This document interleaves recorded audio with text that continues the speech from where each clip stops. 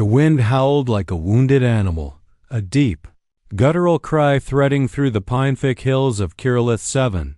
Snow blew sideways across the tree line, fine and relentless, thickening the white silence that swallowed the world past Nolan Veric's cabin. The storm had worsened through the afternoon, fat flakes turning to icy needles, and by twilight, even the stove's steady hum couldn't quite chase the cold from the air. Nolan leaned back in his chair, boots drying by the fire, arms crossed. Over his chest, the smell of charred wood clung to his flannel shirt, mingling with the faint metallic tang that always came after long days spent cutting timber. His body ached in familiar places, shoulders, knees, lower back. The fire crackled in the hearth, soft orange light licking at the stonework and casting restless shadows up the log walls. It should have been another quiet night. One more in a long, unbroken string. Then he heard it. Not the wind. Not the familiar groan of old beams shifting. Something else, a sound that didn't belong. Faint, muffled, a low rustling, like movement buried beneath snow. He stood without thinking, already pulling on his coat. His gloves were still damp, but he yanked them on anyway, shoved his feet into half-frozen boots. The door creaked open, and the cold punched him square in the chest. The forest beyond was chaos. Snow tore sideways through the trees, slapping against his face, blinding. His breath came in tight clouds. He moved anyway. It wasn't logic. It wasn't duty. It was something else. Instinct. Pull. He trudged through the knee-deep drifts, scanning the white-scoured clearing, squinting into the storm. Then he saw it know them. A shape in the snow. Two. He dropped to his knees before the first, brushing back layers of wind-packed frost. Skin. Not human. Pale violet with bruising along the throat. Long limbs curled inward, as if even unconscious. She was guarding something. Silver hair spilled across the snow like threads of ice. Still breathing. Barely. Nolan gritted his teeth and lifted her, cradling her weight against his chest. Too light. Bones and frost and not much else. He turned to go and saw the second. Smaller. Curled tight in the snowbank. Face nearly buried. The younger one. He lowered the first gently beside her and reached for the second. Heart pounding now, urgency breaking through the cold. Her skin was warmer, her chest rising in faint, shallow rhythm. Her fingers twitched as he wrapped her in his coat. He didn't think about the weight, didn't think about the risk. He just lifted them both, arms straining, and pushed through. The storm. The world narrowed to wind and pain. The cabin's light barely flickered through the whiteout, but it was there. He reached the porch with burning legs, shouldered the door open, and staggered inside. Heat hit him like a hammer. The fire was still alive, glowing steady. He laid them near it, careful, methodical. Their clothes were torn, soaked through, made. For a different climate. Scraps of synth leather, frayed thermal mesh, brittle from cold. He stripped them gently, wrapped them in his thickest blankets, one after the other. The older one, taller, bruised, remained still, lips pale. The younger stirred. Her eyes fluttered open. White irises rimmed with pale blue. She blinked, dazed, and stared at the fire like she'd never seen it before. Then, slowly, her gaze shifted to him. He knelt beside her, uncertain what to say. She didn't speak either. But after a moment, her lips curved faintly, just barely. A fragile, trembling smile. Nolan stared back, stunned. No words. Just that flicker of something warm against everything cold. He turned to check the older one. Again. She hadn't moved, but her hand, he realized, now rested protectively over her sister's ankle, even in unconsciousness. He sat back on his heels, breath ragged, heart finally slowing. He didn't know who they were. He didn't know why they'd been left to die. But tonight, in the firelit quiet, he wasn't alone. Of your story, continuing the immersive, emotionally resonant tone with greater suspense and layered tension. The chapter deepens character development, expands world-building through dialogue and domestic realism, and plants seeds of future conflict, all while preserving the intimate, slow-burn atmosphere you're crafting. Snow fell thick and slow the next morning, coating the cabin windows in uneven white frost. The sky outside was a pale gray sheet, casting a ghostly light through the slats. The fire had burned low overnight, but the room still held its warmth. Nolan stirred first, body sore from the weight he had carried through the storm. His back ached in long, dull lines, the cold having settled deep into his joints while he slept near the hearth. His old blanket twisted around him. He stood slowly, barefoot on the cold floor, and moved toward the main room. The silence was different. Today not empty, but waiting. He passed the stove, added 2 thick logs, and fed the embers back to life. Sparks jumped. Orange glow spilled across the floorboards. They were still here. The younger one, Kirilith, he would later learn lay curled near the fire, wrapped in layers of wool. Her white hair spilled over the edge of the blanket like snow over a ledge. The older, still unconscious, was draped in Nolan's old field coat, her arms tucked tightly over her chest. Breath shallow but steady. He crouched and touched the back of her hand. Warm, warmer than last night. That was something behind him, a rustle. A breath, soft. He turned. Carol's eyes blinked open, wide and silver. She didn't speak at first. Her gaze darted from him to the walls to the fire. He could see it, the panic climbing her spine, the tension flaring in her jaw. She sat up halfway, fingers gripping the edge of the blanket. "It's okay," Nolan said gently. "You're safe. I found you outside. I brought you in." Her eyes flicked toward her sister. "She's alive," he added. "Weak, but she'll make it." The girl didn't answer, but her breathing slowed a little. Her hands relaxed. Still. Watching him, studying him. "How long?" she whispered. Her voice cracked like brittle ice. "How long were we out there?" "Long enough," Nolan said, straightening. "Too long."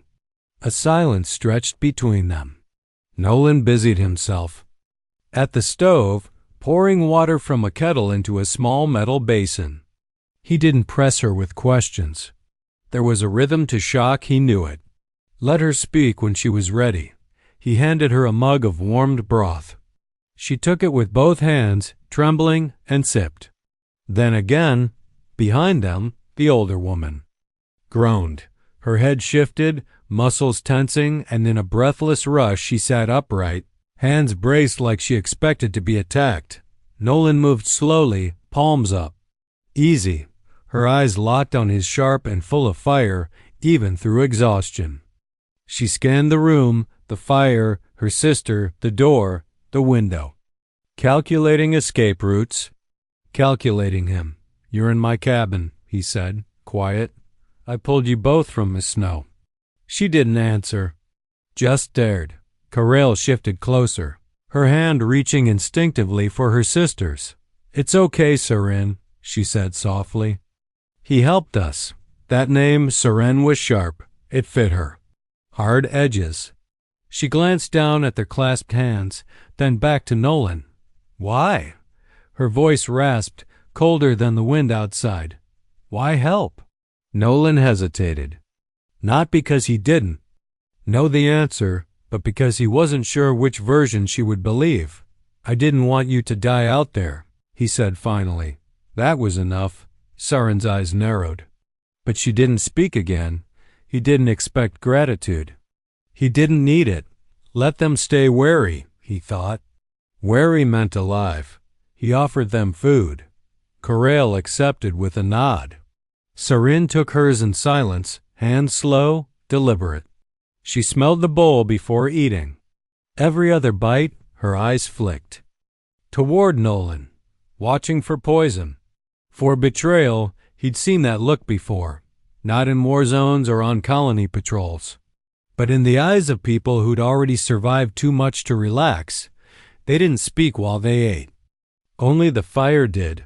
After a while, Nolan stood. From a side cabinet, he brought out clean clothes, thick cotton shirts, thermal-lined pants, spare gear from his old survey days. He set them near the basin. You can clean up. Water's warm enough. Take your time, he said. He turned to leave. Wait, Carol's voice broke through.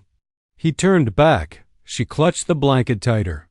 Her cheeks were still pale, lips chapped, but her eyes held something warmer now. I'm Kiril, she said quietly, then gestured toward her sister. This is Sarin. Nolan nodded once. Nolan. Sarin's head tilted at that. As if filing it away, he stepped outside into the morning frost. The sky was still gray, the snow still falling, but the air felt less cruel than the night before. He sat on the edge of the porch, breath curling like smoke. He didn't expect this, didn't want it, he thought. Not really Dot, but now, inside his cabin, there were two women who hadn't asked to be saved. Two women who had seen enough cruelty to question every kindness, and still, they hadn't left. That mattered. Dot behind him, the cabin door opened softly. Kiril stepped out, blanket wrapped around her shoulders, bare feet hesitant on the wood. I just wanted to say thank you, she said, voice small. You don't have to. Nolan replied, I know, but I want to. She stood beside him, looking out at the snow. Do you think they'll come looking for us? Nolan's jaw clenched. No, he said. If they sent you out here to die, they won't waste resources checking to see if it worked.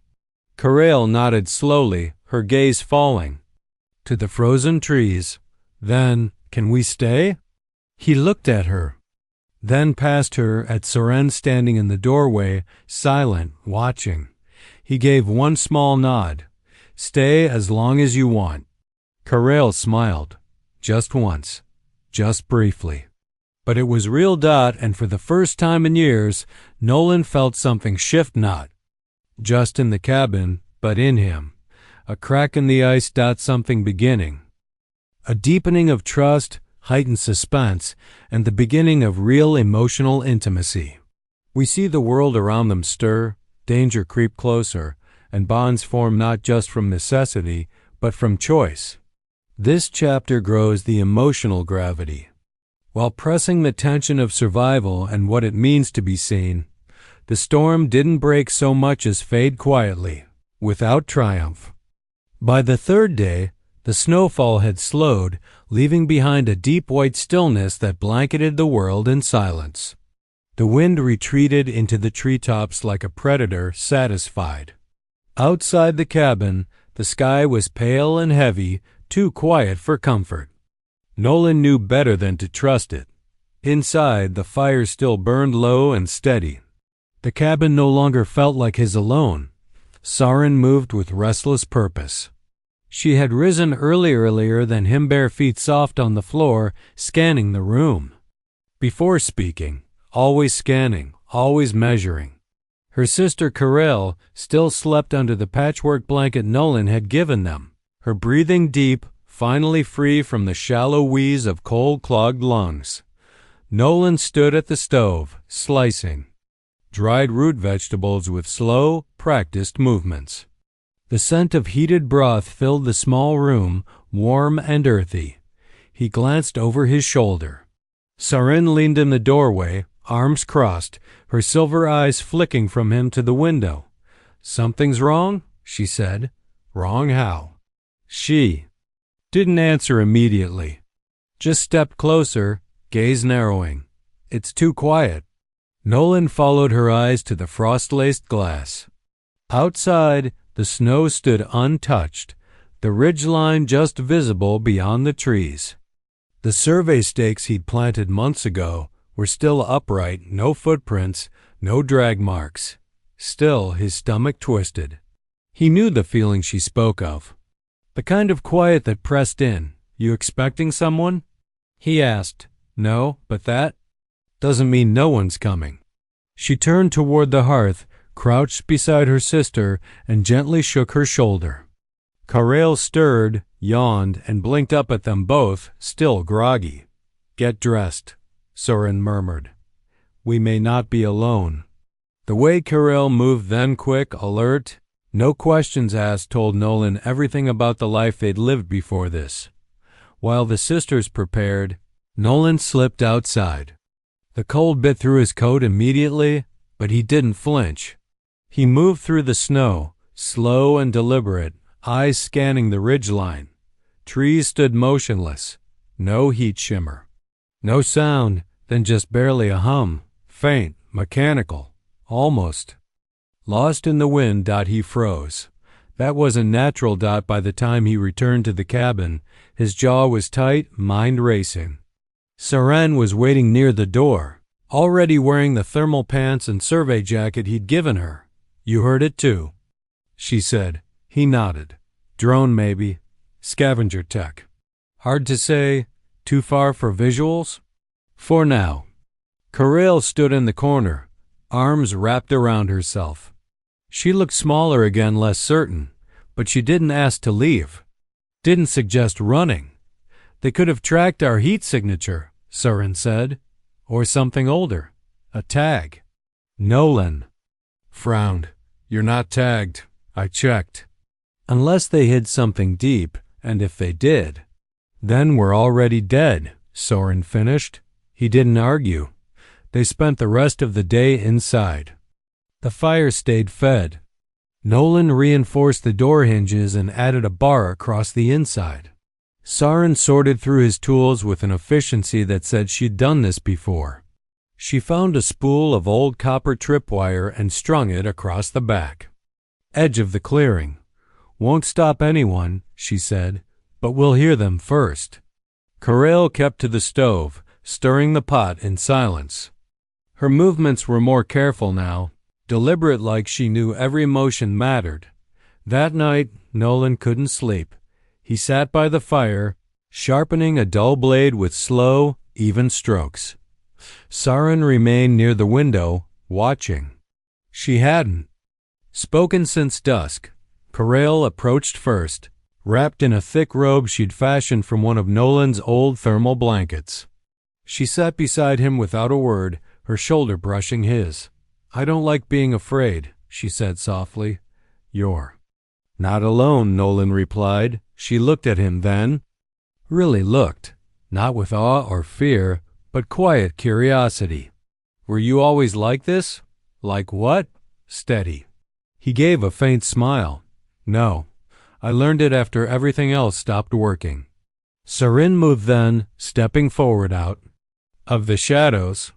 Her expression was unreadable, but her voice was steady. "He could have turned us away. Most would have." Kirill nodded. "He didn't because he's alone," Soren added. "But that doesn't mean we're safe. Not from what's out there." Nolan didn't defend himself. He didn't need to. Soren studied him for a long moment. Then, "If something comes, I want a weapon." He nodded toward the crate by the door. "Old pulse knife. Needs tuning, but it works." She moved to get it without asking permission. Later that night, Kirill remained close to the fire, sewing again, something simple, a patch on a frayed tunic. Nolan sat beside her, sharpening. Soren stood by the window, arms folded. The cabin was quiet. Then, from outside a crack, a snap of branch. Far off but real. All three froze. Soren moved first, gliding to the wall, pressing against the window's edge. Nolan stood, crossing the room in 2 steps. Another sound, not footfalls, not words. A hum low, mechanical the same one he'd heard. Earlier, closer now. "It's scouting," Soren whispered. "Not ready to engage." Nolan's hand tightened around the knife. Kirill stared at the door, her breath quickening. Then it faded. The hum fell away into the trees, swallowed by wind and distance. Nothing followed, but they didn't relax. They didn't speak. Soren stepped back from the window, face taut. "They know we're here." Nolan nodded slowly. Not who we are, not yet. Kirilith sat down hard, exhaling. Like she'd been holding her breath for hours. No one slept easily, but by dawn, the drone had not returned. The snow outside was untouched again, hiding all tracks. The world had swallowed its threat, but not its intent. Inside the cabin, they all moved slower, tighter, more aware of every creak of the floor and whisper of wind against glass. The cold was still with them, but now, so was something else. A tension that had nothing to do with weather. The sky cleared by morning. Not warm, not even close, but blue enough to cast shadows across the drifts. It was the first time in weeks that sunlight touched the snow without disappearing into the clouds. Inside the cabin, the light spilled across the floor like something sacred. Soft, indirect, not enough to melt, but enough to suggest that cold wasn't the only thing left in the world. Kirilith stood by the hearth, her hair braided loosely over one shoulder. She'd pulled together a makeshift tunic from the scraps Nolan had found, stitched clumsily, but with pride. She was humming again, soft and tuneless, the way people do when they forget to be afraid. Nolan watched from the table, sharpening one of the old metal spikes he used for splitting frozen wood. The edge was uneven. Like everything here, it had to be fixed, remade, earned. Sarin moved past him without a word, carrying an armful of crates she'd pulled from the storage shed. She didn't ask permission. She didn't need to. She stacked them near the back wall, measuring the space with her eyes. Then she began taking them apart, ripping off warped planks with clean, efficient movements. "What are you doing?" Nolan asked, not accusing, just curious. "Shelves," she said. "You keep things in piles. That's fine if you're alone. But we're not alone anymore." He nodded once and didn't stop her. That was the morning. Quiet work, shared space. No conversation longer than a few words. But something about it was deeper than any talk they'd had before. Later, Kirilith asked if there were any more fabric. Scraps. Nolan showed her a drawer beneath the counter, and she knelt beside it like she was unearthing treasure. Bits of old uniforms, torn blankets, a roll of thread so old the color had faded. "This'll do," she said. "I want to make a curtain for the wash space. Privacy matters." Nolan hesitated, then smiled. "Take whatever you need." "You don't ever ask us to repay you," she said, glancing up. "I don't need repayment." Kirilith stood, brushing her hands off. That's the strange part. Before he could answer, Sarin appeared in the doorway, eyes sharper than usual. Her hands were covered in fine wood dust and her shoulders were tense. "I saw something," she said flatly. Nolan was on his feet instantly. "Where?" "Out past the southeast tree line." Not close, but not nothing. He grabbed his coat, pulse steady but rising. Kirilith stood behind him, worry bleeding into her expression. "You're not going alone," Sarin said. Nolan didn't argue. They moved through the trees together, careful and silent. Sarin took point. Her boots left tight, clean prints in the snow. Nolan followed, rifle slung over his shoulder. No sound but the crunch of frost. They stopped on a ridge that overlooked the basin to the east. Sunlight reflected off the snow in sharp silver bursts. There, faint but real dash tracks. Not human, not animal. A set of thin treads, evenly spaced, mechanical. Drone runners. Old ones. "They circled here," Nolan said, crouching, then veered west. "Survey pattern," Sarin said. "But not yours," he shook his head. "Too shallow, too fast." Sarin's eyes narrowed. "Someone's watching."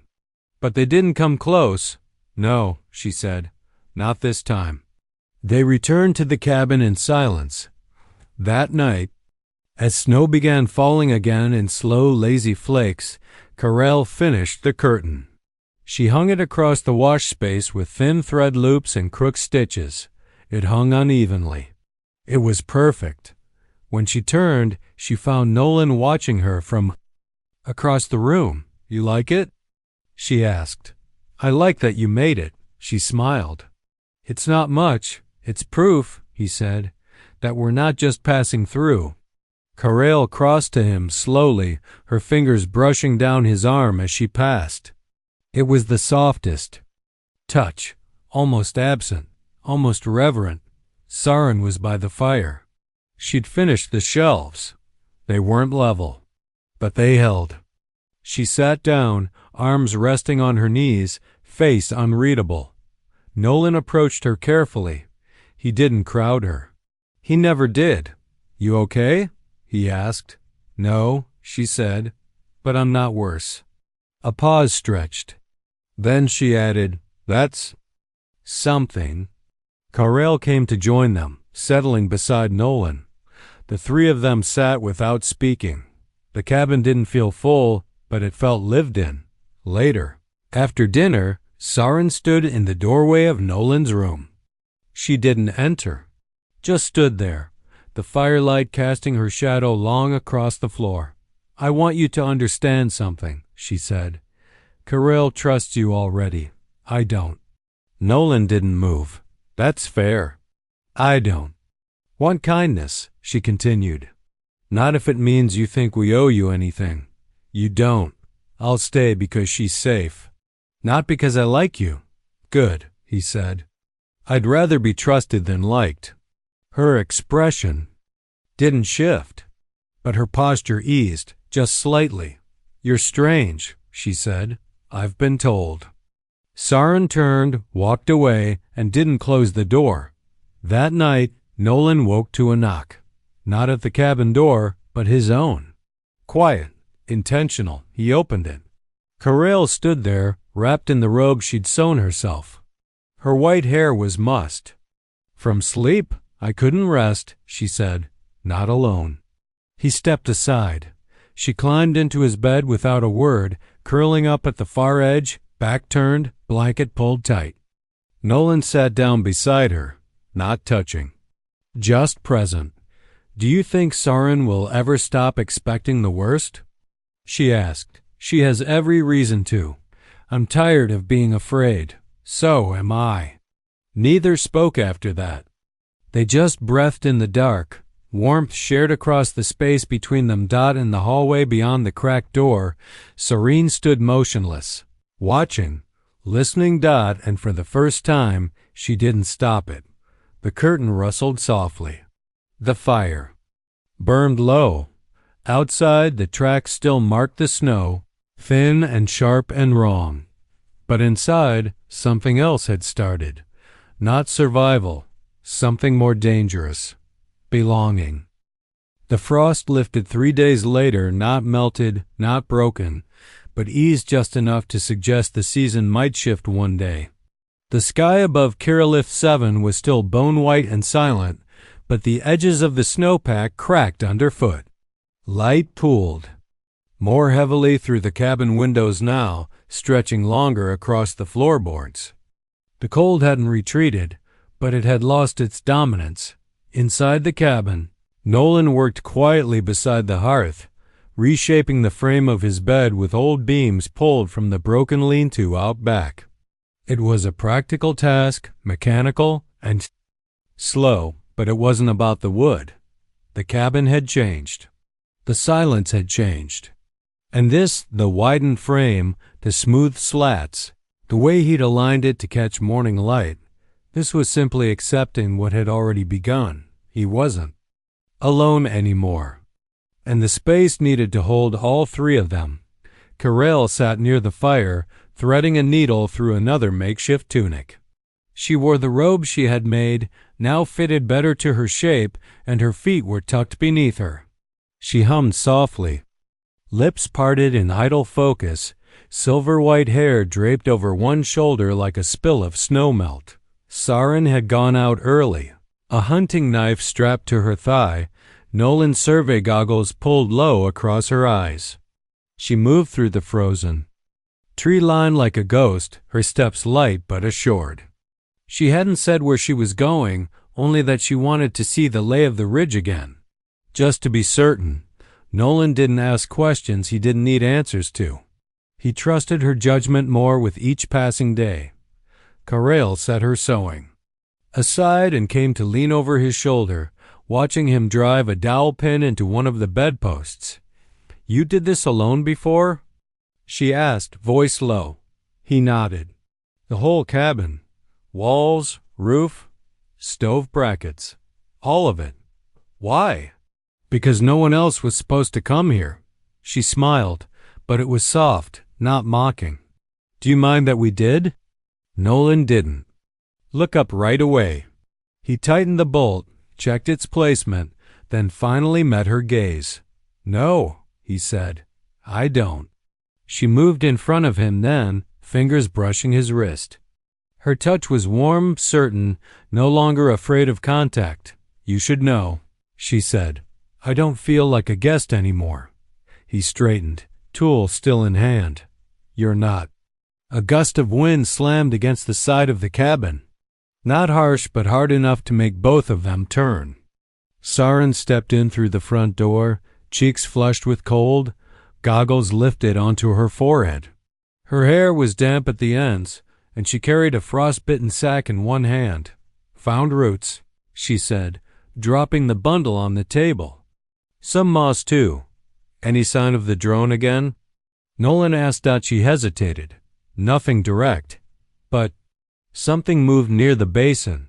Snow was disturbed. No prints, just tracks. Faint. "How fresh?" "Less than a day." Kirill looked. Between them, her voice small. "Should we leave?" "No," Sarin said immediately. If they were planning an approach, they would have done it already. "This is observation, not a raid." Nolan nodded. "We hold. We stay quiet." The three of them stood there a moment. Something unsaid hung between them, not fear but certainty. They were being watched. And if they didn't act like prey, maybe the eyes in the trees would stay distant. That evening, as the stew simmered and the cabin filled with the scent of roots and dried greens, Kirill drew a piece of chalk from Nolan's old survey bag. She knelt beside the hearth, searching the wall for the smoothest plank. "What are you doing?" he asked. "Starting a list," she said, "for when we go to the hydro station. If we ever do." He crouched beside her, one eyebrow raised. "Soap? If I'm going to smell like smoke for the rest of my life, I'd like the option not to." Sarin scoffed from the table, arms crossed. "Add curtains." Kirill grinned and wrote it. Curtains. Nolan watched them, feeling the strange warmth of it settle into his chest. These two sisters, once frozen, once half dead, now shaping the space as if they had always belonged. As if this was not borrowed time, but a beginning. Moved to the back room and opened the old trunk he hadn't touched in over a year.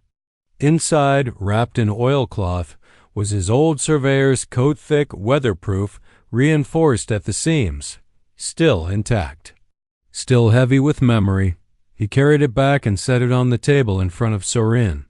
"For you," he said. She looked at it for a long time, then at him. "You sure? It'll fit you better than it fits me now." She took it with both hands, ran her fingers over the worn collar, the frayed edges. "Thanks," she said. That was all. But she folded it carefully and didn't put it away. That night they didn't light the fire, only candles, low, flickering. The air was warm enough, and the mood didn't call for heat. They sat together, Nolan, Sarin, and Kirill, around the widened bed, no words between them, just breath. Just presence. Kirill spoke first. "We should name this place." Nolan blinked. "It's just a cabin. It's our cabin," she said. "Things that belong to people have names." Sarin tilted her head. "What would you call it?" Kirill turned toward the window, the snow stretching beyond the glass like a silver ocean. She thought for a moment, then said softly, "The Drift's End." The silence after wasn't hesitation. It was acceptance. Sarin nodded. Nolan said, "It fits." And it did. Later, when the candles burned low and the world outside faded to nothing but wind and white, the three of them lay on the same bed, no awkwardness between them. No division. Kiril curled against Nolan's chest, her fingers resting lightly on his collarbone. Sarin lay behind him, one arm draped across his stomach, legs intertwined with his. She spoke into the dark. "You don't have to keep waiting for something to go wrong." "I'm not," he whispered. "Good," she said, "because I'm not leaving. And neither is she." He didn't reply. He didn't have to. The warmth of their bodies around him was enough. It wasn't heat from the fire.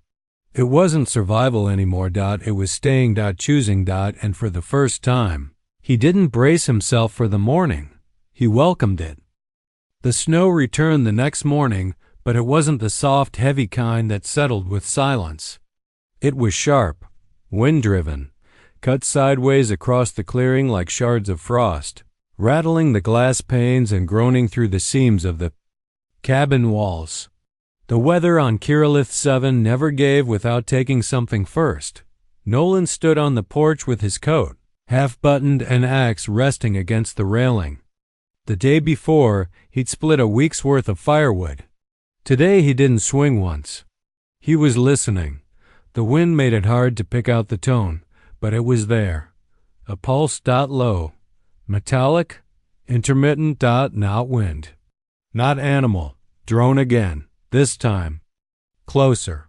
He stepped inside and shut the door quietly behind him. The cabin was dim and warm.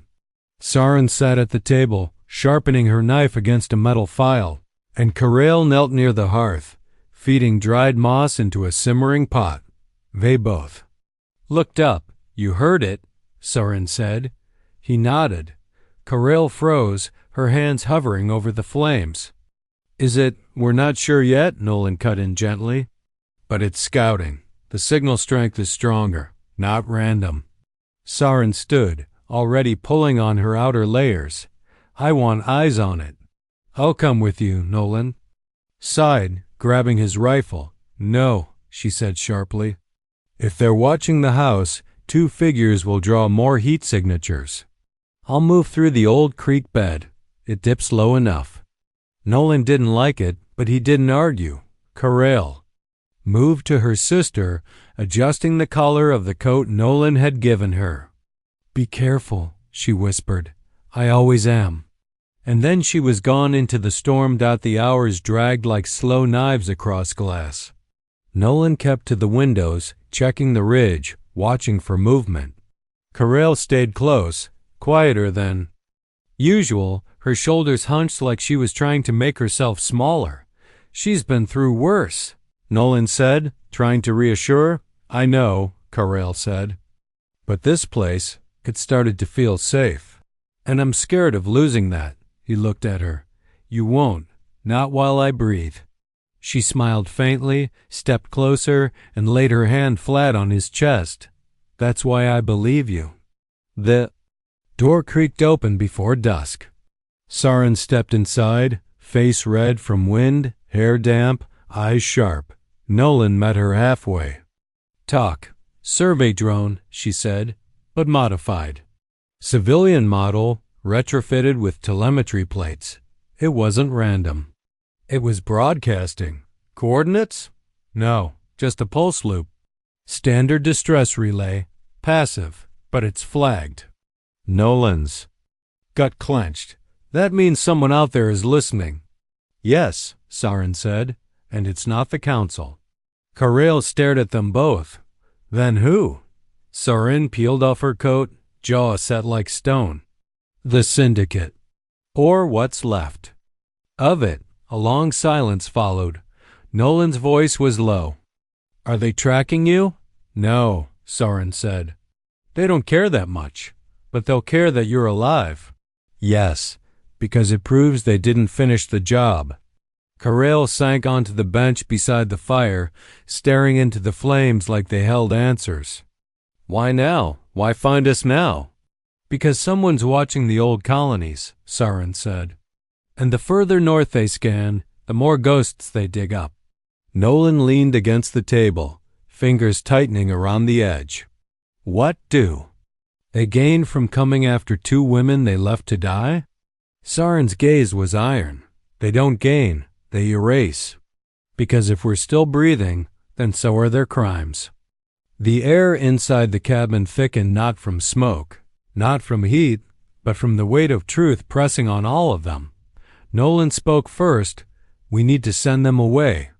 Permanently. Saren's brow lifted. How? We've got signal cloakers from my old gear. I can hook the drone's relay into a loopback feed at false coordinates. Make it look like the cabin burned. Heat spike, power surge, destruction signature. Just enough to say this place is ash. And us? They'll assume we went with it. If they're lazy, and they usually are, that'll be enough.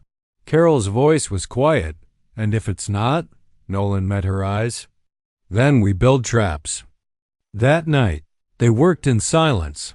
Saren helped Nolan pull the signal scrambler from his tool shed, a relic from his council days, still functional. Kirill rewired an old heat pad with stripped copper and thermal paste to simulate a meltdown signature. The three of them moved with practiced coordination, unspoken roles falling into place. They weren't three strangers anymore. They were one machine. By morning, the pulse was gone. The drone had vanished into the trees, signal looped, coordinates. Poison. But no one celebrated. Because quiet didn't mean peace. It meant time. And time meant preparation. That afternoon, Saren dug a trench behind the cabin and lined it with wire spike snares. Nolan set shock charges along the ridge path.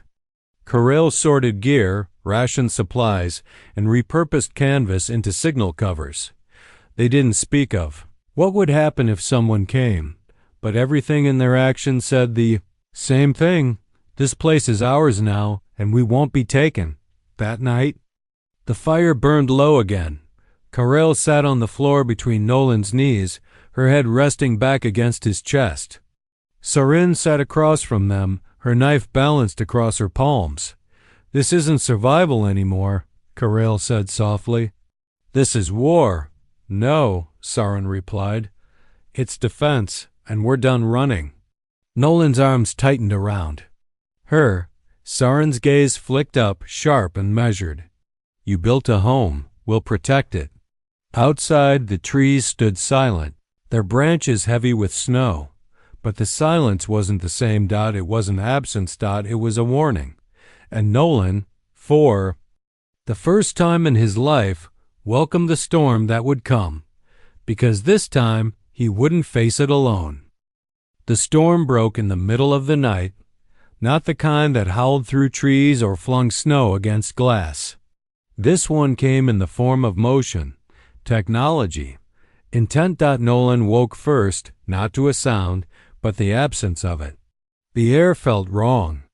He slid out from under the shared blanket, careful not to wake Kirill curled beside him or disturb Saren, whose hand rested protectively across both their waists. He crept to the window, peeling back the thick curtain Kirill had sewn.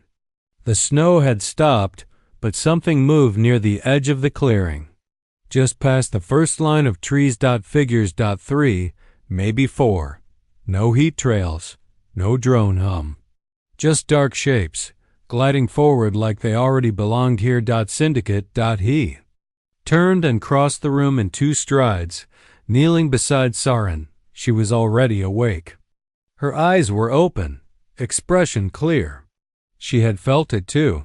She sat up, eyes sharp, voice low. How many? At least 4. Coming from the southeast. No direct approach. They're flanking. Kirill sat up slowly, confusion clearing from her eyes as the tension in the room thickened like smoke. We do this smart, Saren said, already pulling on her boots. Split lines, diversions. Nolan nodded. The false heat spike should buy us 30 seconds.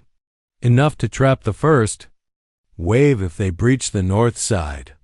Kirill was already on her feet, grabbing the small bag of gear they'd prepped days earlier. Scrap wire, igniter flares, compact medkits. She didn't ask if she was staying behind. "I'm helping," she said. They didn't argue. Minutes passed in careful motion. Nolan slid out the back through the trapdoor they'd built into the floorboards. Saren took the west ridge.